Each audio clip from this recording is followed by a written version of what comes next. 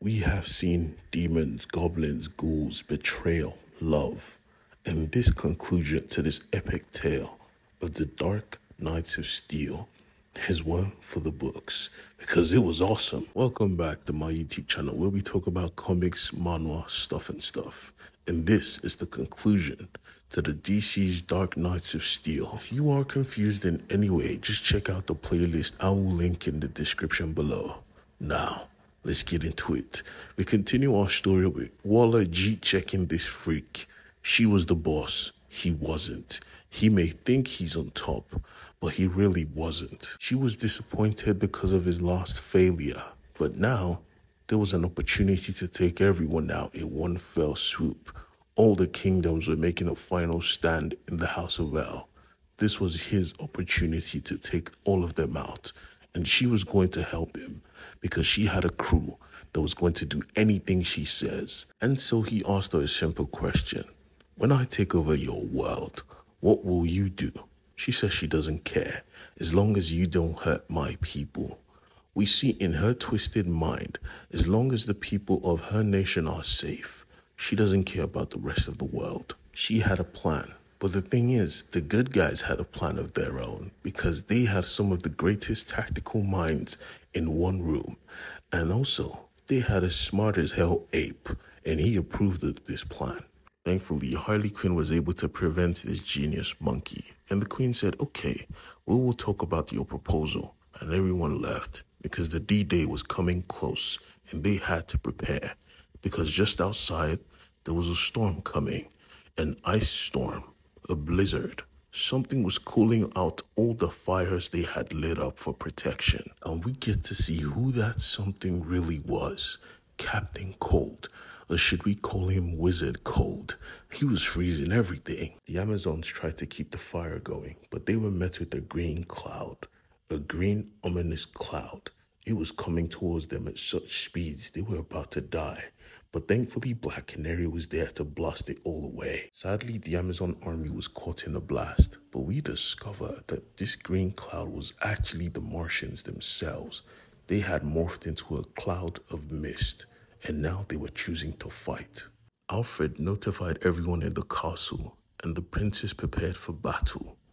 Bruce wore his mask, and Alfred wore his Alfred skin, and they all set out to achieve victory. But victory comes at a cost, because Proximus was killing everybody. I mean, he was going berserk, facing off against Amazon, who usually slice up normal men like they're just slabs of meat, but these were Martians. They simply changed the density of their bodies and all their blades shattered at the sheer impact. Protex made sure to grab onto the Amazon that just attacked him. He was about to smash her head in with the mace, while Kal-El was there to protect her. Coming in with his super speed, he pushed him away, only to realize that he was surrounded by Martians, all wielding kryptonite blades. So Kal-El took off, and the Martians followed. They chased them down like they were going to butcher every single one of them, and they honestly planned to. But first, before they could, Wonder Woman had a simple question. Which one of you killed my mother? Which one of you split her in half? And the foolish Martian thought it was smart to brag, saying, yes, I split your pathetic mother in half. What you gonna do about it? This guy didn't realize the ground was shaking. It was literally vibrating because they weren't just on a simple mountain, no. Part of their plan was to bring all the Martians to one spot, the base of an active volcano. Using the powers of the Daughters of the Storm, they brought that volcano to life. In an instant, this simple location became an oven.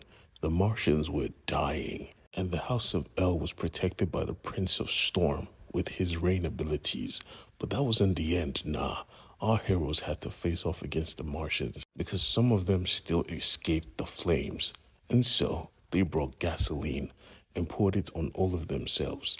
They literally said to themselves, yeah, flame on.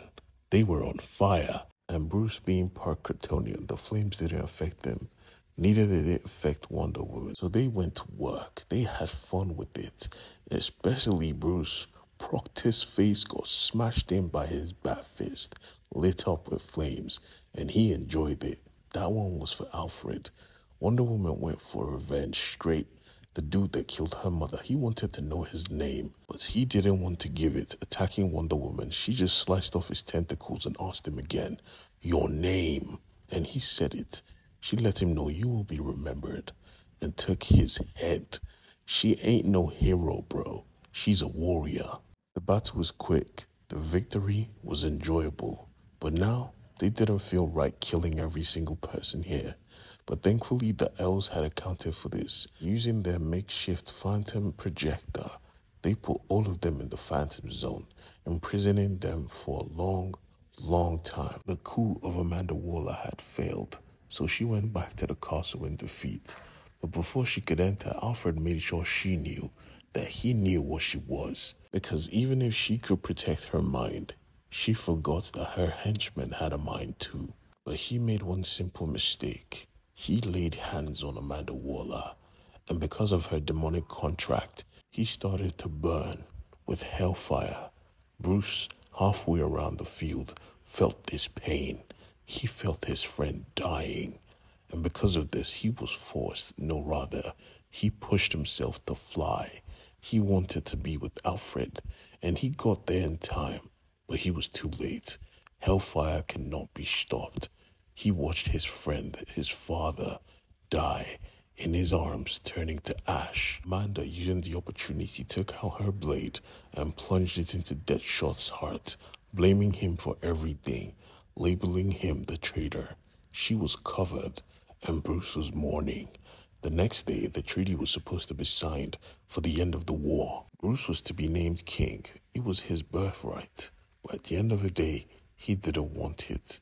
He didn't want the weight of leading a whole nation, especially not now when he'd lost someone very important to him. Today was a good day, but Lois was still on edge because she knew the other kingdoms would want to respond to this alliance.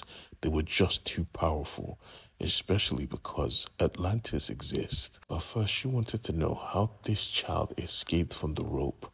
The lasso of truth didn't become undone by itself. She was suspicious, but she let it go. Kal-El tried to convince Bruce to take the throne, but Bruce said, "Nah, I want to explore. I don't want to be known as the bastard prince no more. Alfred taught me never to hide yourself. So right now, I want to see the world, go to places where nobody knows me." And Kal-El made sure he understood wherever he goes, I go, because you're my brother. And now we see the formation of the Justice League of this medieval world, and they were going to need each other because what was to come was absolutely terrible.